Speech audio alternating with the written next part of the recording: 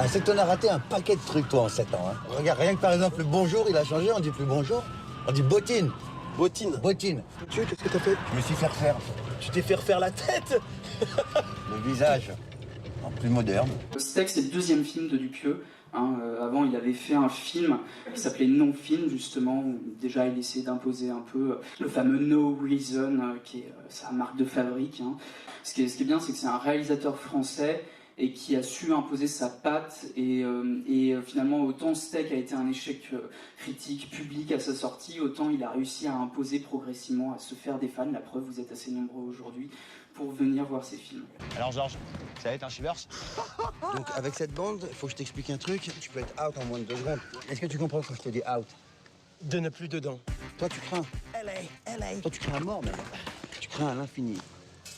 Regarde-moi ce visage un peu, il est même pas refait. Je peux plus traîner avec toi, tu comprends? Ce sera jamais un Shivers. Shivers. On était comme frères et sœurs, Georges. On verra bien c'est qui le Shivers. Donc Steak, c'est un film vraiment intéressant parce qu'en fait, c'est le film qui est à la fois à cheval entre Dupieux qui essaie d'imposer son propre style et Eric et Ramsey qui change radicalement de voix, d'humour. Il suffit de voir ce qu'a fait ensuite, en particulier Eric Judor derrière, sa série Platane, ou le fait qu'il a continué à jouer avec Dupieux, et puis... Voilà, il s'est totalement engouffré dans la brèche qu'a posé Dupieux sur cette espèce d'humour absurde. Une petite pièce pour faire refaire mon visage. Ça fait un peu mal, mais ça marche. Comment tu t'appelles? Blaise. Blaise? Blaise. Ça chie ça. Ah. Moi je vais t'appeler Chuck. Le dernier arrivé est fan de Phil Collins. Entre Steak et Réalité, les deux films sont vraiment très différents. Hein. C'est-à-dire que Réalité est vraiment un prolongement en fait de la thématique No Reason qui a été vraiment commencée dans Rubber, c'est-à-dire des mondes qui sont vraiment mais sans aucun sens. Écoute, je brûle d'impatience d'entendre ce que tu vas me raconter. Comme je disais, ça se passe à notre époque, de nos jours, sur Terre. Bon, on ne sait pas vraiment pourquoi, mais subitement les postes de télévision deviennent très méchants. Partout sur Terre. Ouais, c'est-à-dire que les télés envoient des ondes très puissantes qui font cramer les gens de l'intérieur. Ah, c'est bien, ça, j'adore. Les gens souffrent. Ils souffrent à fond. Je veux que ce soit le meilleur gémissement de l'histoire du cinéma. Et si le gémissement me convient, alors on signe. Et tu fais ton film. Et je veux un Oscar pour ce gémissement.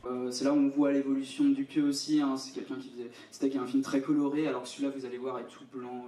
Et puis ce qui est intéressant, évidemment, c'est l'utilisation de Chabat.